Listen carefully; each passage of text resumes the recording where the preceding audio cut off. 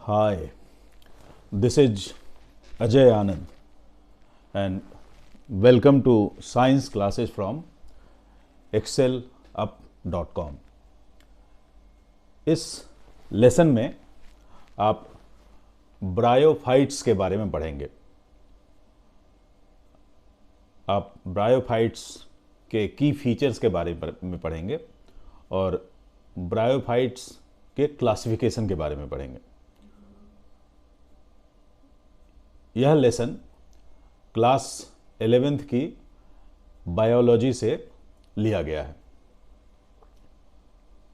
Bryophytes एक separate division है plant kingdom के अंदर, और ब्रायोफाइट्स के अंदर उन प्लांट्स को रखा जाता है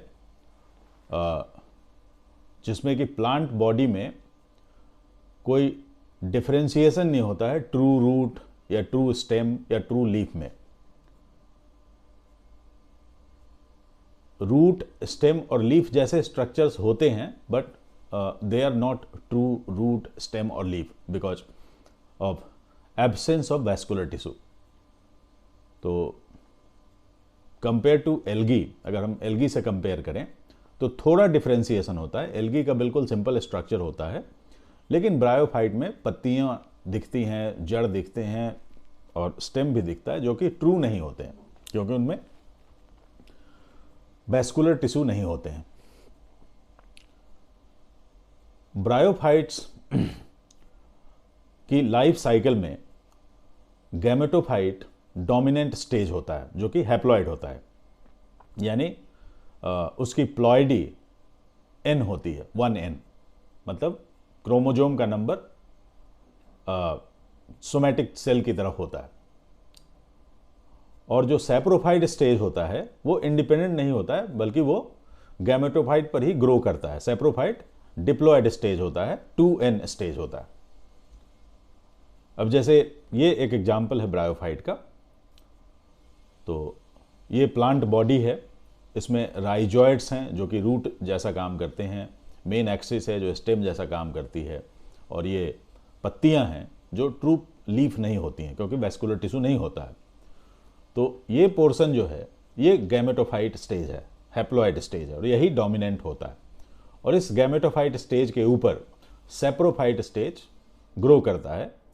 सैप्रोफाइट स्टेज का बड़ा सिंपल स्ट्रक्चर होता है, जिसमें एक डंठल होती है जिसको सेटा बोलते हैं, और ऊपर एक कैप्सूल लगा रहता है जिसके अंदर स्पोर्स बनते हैं।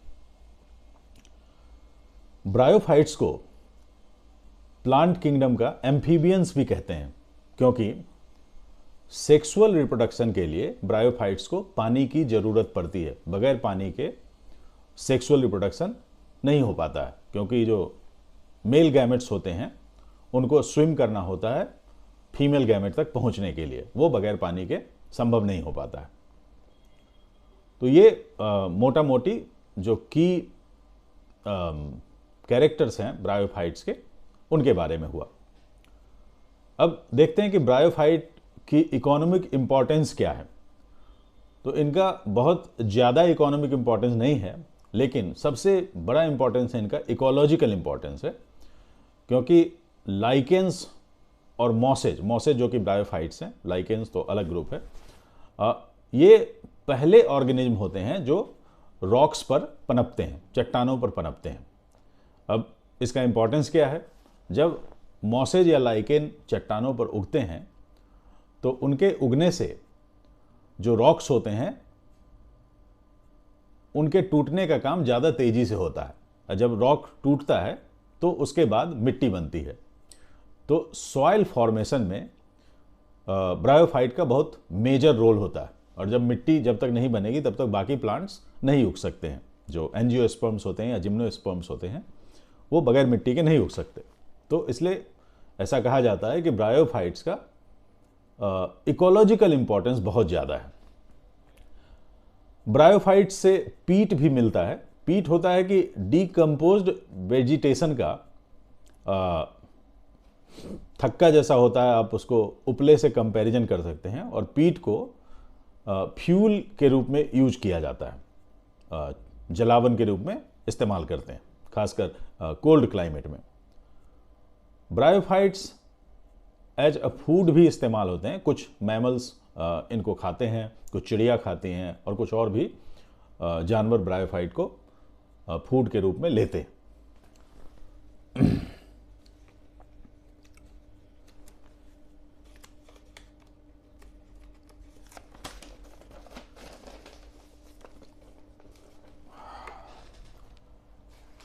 अब इस सेक्शन में देखते हैं ब्रायोफाइट्स में अल्टरनेशन ऑफ जेनरेशन कैसे होता है।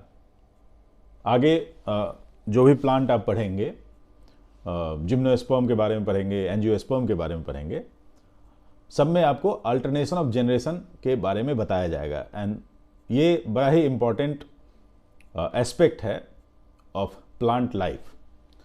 अल्टरनेशन ऑफ जेनरेशन का मतलब हुआ कि प्लांट की लाइफ साइकिल में एक जनरेशन हैप्लॉइड होता है जिसको गैमेटोफाइट कहते हैं, जिसमें प्लॉइडी हाफ होती है, क्रोमोजोम का नंबर हाफ होता है, और एक जनरेशन स्पोरोफाइट होता है जिसमें प्लॉइडी 2n होती है, यानी क्रोमोजोम का नंबर डबल होता है। तो डिफरेंट ग्रुप ऑफ प्लांट्स में जो स्पोरोफाइट और गैमेटोफाइट की रिलेटिव लेंथ होती है वो अलग अलग होती है। किसी प्लांट ग्रुप में गैमेटोफाइट ज़्यादा होता है, लेंथ का होता है, लंबा चलता है, और स्पोरोफाइट फेज छोटा होता है। कुछ प्लांट ग्रुप में स्पोरोफाइट फेज लंबा होता है और गैमेटोफाइट फेज छोटा होता है।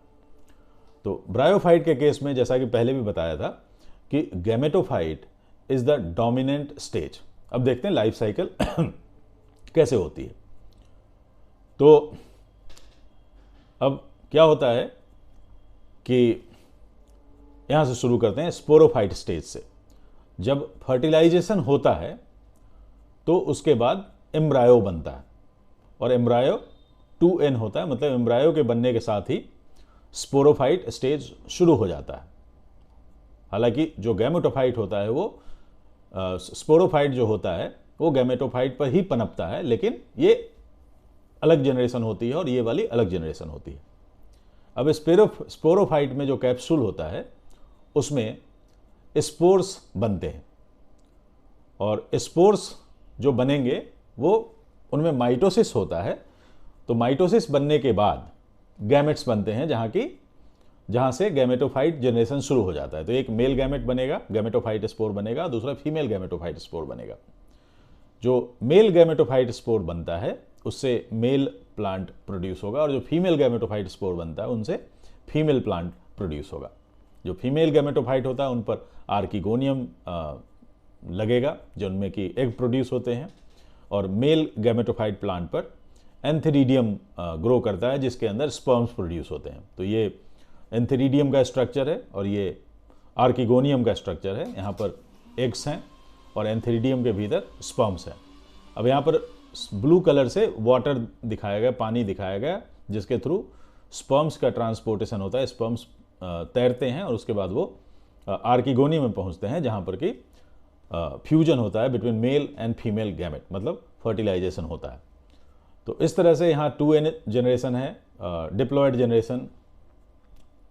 यहाँ पर जब मियोसिस होता है तो उससे हैप्लॉयड जनरेशन बनती है, जो कि स्पोर्स बनते हैं, और स्पोर फर्दर माइटोसिस के बाद डिवाइड करते हैं, जिससे गैमेटोफाइट स्टेज बनता है।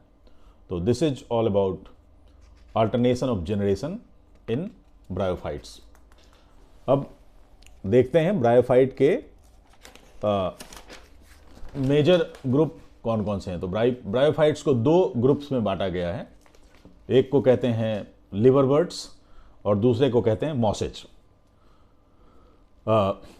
लिवरवर्ट्स जो होते हैं वो मॉइस्ट और शेडी हैबिटेट में पाए जाते हैं, जैसे नदी के किनारे होंगे या पहाड़ियों पर जहाँ पर कि पानी जमा होता है या छाया में होते हैं, या जो पुराना पेड़ होता है सूख जाता है, उसका जब तना सड़ता है उस पर पनपते हैं लिवरवर्ट्स। प्लांट बॉडी थैलॉइड होती है, मतलब इसमें बहुत ज़्यादा लीफ जैसा स्ट्रक्चर नहीं होता है। तो ये प्लांट बॉडी है। ये ग्रीन लगता है, बड़ी सी पत्ती जैसी लगेगी, लेकिन इसमें बाकी और कोई डिफ्रेंसिएशन नहीं होता है। और यहाँ पर ये राइजोइड्स हैं जो कि रूट जैसे स्ट्रक्चर हैं, जो सबस्ट्रेटम से या आधार से चिपके होते हैं, जिससे ये वाटर और मिनरल लेते हैं। अब देखते हैं कि रिप्रोडक्शन कैसे होता है। एसेक्सुअल रिप्रोडक्शन होता है फ्रेगमेंटेशन से और या गेम्मा फॉर्मेशन से। गेम्मा सिंगुलर वर्ड है और प्लूरल है इसका गेम्मे। तो जो प्लांट बॉडी होती है उस पर स्पेशल कप जैसे स्ट्रक्चर बनते हैं जिनको गेम्मा कप कहते हैं। ये गेम्मा कप है और इसके अंदर गेम्मा बनते हैं जो कि मल्टी सेलुलर बड्स हैं और ये बड्स फिर जर्मिनेट करते हैं जिससे कि नया प्लांट बनता है। सेक्सुअल रिप्रोडक्शन में मेल और फीमेल सेक्स ऑर्गन्स बनते हैं। वो हो सकता है एक ही प्लांट पर हो, एक ही थैलाई पर हो या डिफरेंट थैलाई पर हो। तो ये एंथेरिडियोफोर है जो कि मेल सेक्स ऑर्गन है और ये आर्किगोनियोफोर है जो कि फीमेल सेक्स ऑर्गन है। अब इन सेक्स ऑर्गन्स में स्पोर्स प्रोड्यूस होते हैं मियोसिस के बाद और उसके बाद ये स्पोर्स क्या करते हैं, जर्मिनेट करते हैं जिससे कि फ्री लिविंग गैमेटोफाइट बनता है। Next group is masses. Masses का एग्जाम्पल है फ्यूनेरिया, पॉलीट्राइकम, स्फैग्नम। मॉसेज में भी वही होगा, जो गैमेटोफाइट स्टेज होगा वो डोमिनेंट स्टेज होगा और स्पोरोफाइट स्टेज वो गैमेटोफाइट पर उगता है। तो जो गैमेटोफाइट स्टेज होता है उसमें दो टाइप होते हैं, एक को कहते हैं प्रोटोनीमा और दूसरा फुली ग्रोन प्लांट होता है। जो प्रोटोनीमा होता है वो फिलामेंटस स्ट्रक्चर होता है बिल्कुल। अब ये फिलामेंट है, इसमें राइजोइड्स लगे हुए हैं। फिलामेंट्स पर एक बड निकलता है जो बड फाइनली ग्रो करता है into young gametophyte which further matures into adult gametophyte.